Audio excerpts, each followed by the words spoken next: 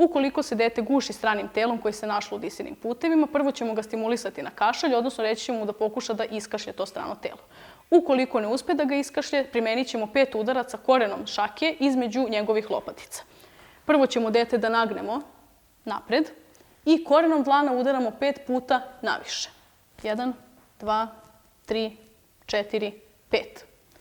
Ukoliko ni nakon ove tehnike dete ne izbaci strano telo iz disajnih puteva, primenit ćemo Heimlichov zahvat tako što u jednu šaku stavimo palac i korenom palca zapravo pravimo pritisak naviše, a drugom rukom ćemo obuhvatiti.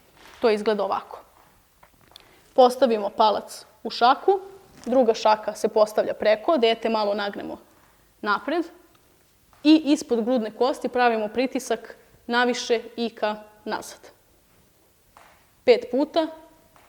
Ukoliko ni nakon toga dete ne izbaci strani sadržaj, smenjivat ćemo te cikluse 5 udaraca između lopatica i 5 puta Heimlichov zahvat.